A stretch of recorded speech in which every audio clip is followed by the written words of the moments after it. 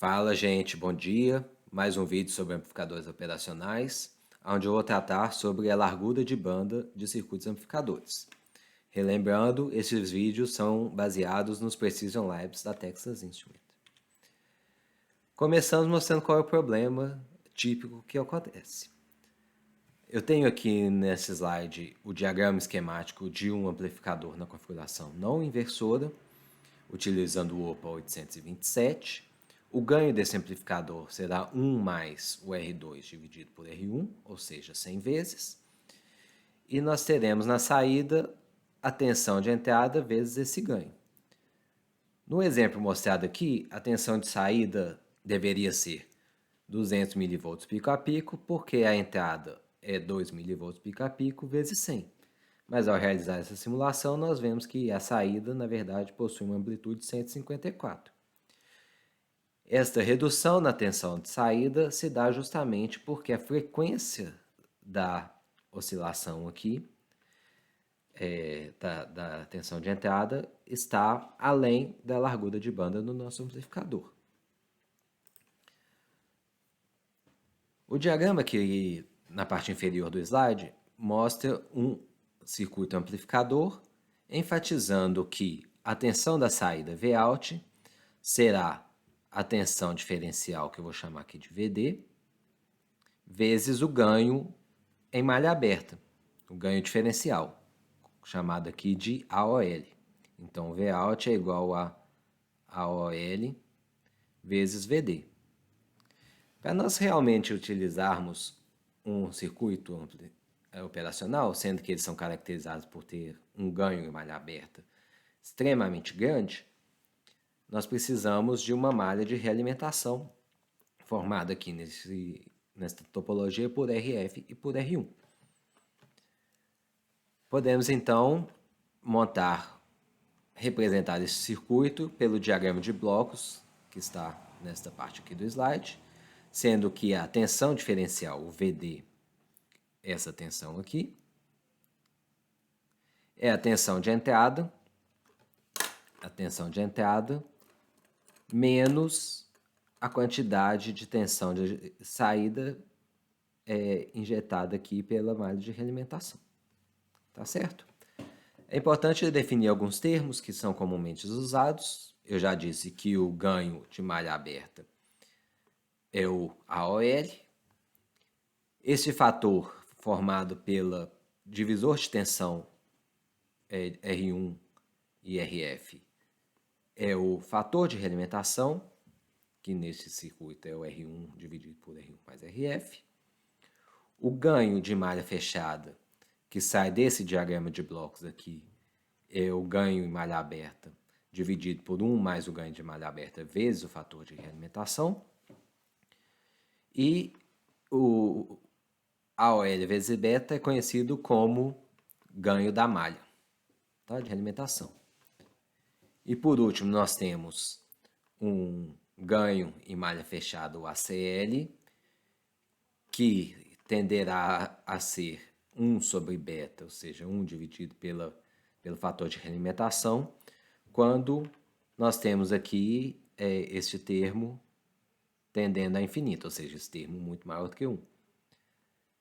E fazendo assim, a gente chega a 1 mais RF sobre R1, que é o ganho típico de uma configuração não inversora do amplificador.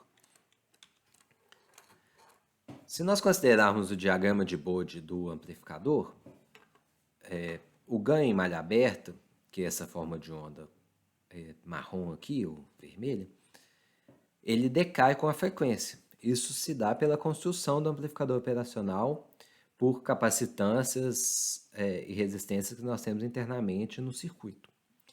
Os amplificadores eles conseguem ter um ganho muito alto em baixas frequências, ou DC, na ordem de milhões de volts por volts, como o caso aqui de 120 dB, e à medida que a frequência aumenta, esse ganho diminui. Relembrando do último slide, nós temos um ganho em malha fechada que será o ACL, né? Que será o ganho de malha aberta dividido por 1 mais AOL vezes beta, essa aqui é a quantidade de realimentação. Um primeiro caso que nós temos é quando esse termo AOL vezes beta, ele é muito maior do que 1, que é justamente aqui nas baixas frequências, certo? Porque o AOL domina aqui, é um valor alto, então domina este termo e ele vai ser muito maior do que 1. Sendo assim, nós podemos ignorar esse 1 e cortar o AOL pela AOL e chegar que o ganho é, na verdade, 1 dividido por beta. Quando, por outro lado, o nosso AOL vezes beta é muito menor do que 1, nós temos um termo, o 1, dominando aqui no denominador. Então, esse aqui a gente vai considerar que é 0. E a saída do amplificador vai ser justamente o ganho em malha aberta. Essa condição aqui do AOL vezes beta, muito menor do que 1, acontece justamente à medida que o AOL cai. Então, quando a frequência é mais alta. Se nós plotarmos, então, o beta, 1 sobre beta, desculpem, neste diagrama de Bode, nós podemos ver o quê? Que nas baixas frequências a resposta do amplificador será dominada pelo 1 sobre beta, que é justamente essa faixa aqui. E nas altas frequências, a resposta do amplificador é dominada pelo AOL, que vai estar decaindo com a frequência, ou seja, nessa faixa aqui. Quando o AOL vezes beta é igual a 1, é justamente esse ponto que vai caracterizar a faixa de passagem do amplificador.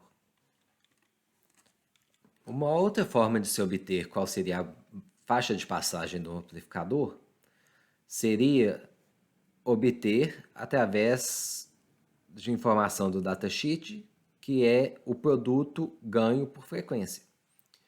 Este valor é constante para uma certa faixa de operação. Aqui no gráfico a gente vê, né, entre 20 Hz aqui e 100 MHz a gente tem uma reta, né, decaindo com 20 dB por década. Então a gente pode usar este valor típico.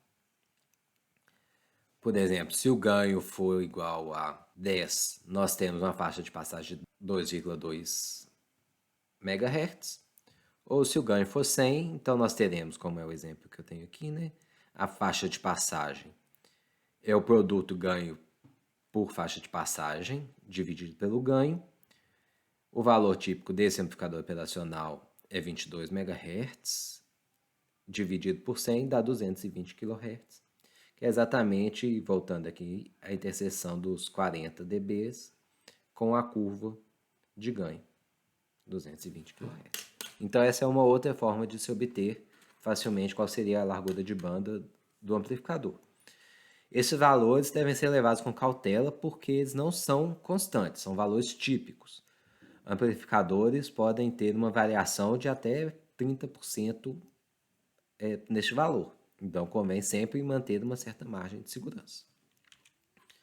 Para terminar este vídeo, convém ressaltar que existe uma dependência entre a largura de banda de um amplificador e a corrente quiescente. Isso se dá justamente pela característica dos transistores de entrada do amplificador. Quanto maior a corrente de polarização, que é o nosso IQ, menor será a resistência de pequenos sinais do transistor, no modelo equivalente, né, de pequenos sinais, e por isso nós acabaremos tendo uma largura de banda mais alta. Então aqui temos alguns amplificadores com a largura de banda e a corrente de polarização típicas, e nós vemos que existe essa relação. Então o OPA 639 é um amplificador com baixíssima faixa de passagem, apenas 12 kHz, e possui uma corrente quiescente de 900 nanoamperes ou 0,8 microamperes, realmente muito baixinho. Os amplificadores operacionais normalmente têm uma largura de passagem maior, entre 1 MHz e alguns dezenas ou centenas de megahertz. Sendo que nós vemos aqui, por exemplo, que o OPA 129 possui uma corrente quiescente de 1,2 mA e a largura de banda de 1 MHz. O OPA 827, a corrente de polarização é 4 vezes maior e a largura de banda é 22 MHz. Isso é uma tendência, mas não é necessariamente uma regra. Então, o OPA 835, ele tem uma largura de banda de 51 MHz, mas a corrente quiescente dele é baixinha, 250 microamperes. Então é isso, pessoal. Até a próxima.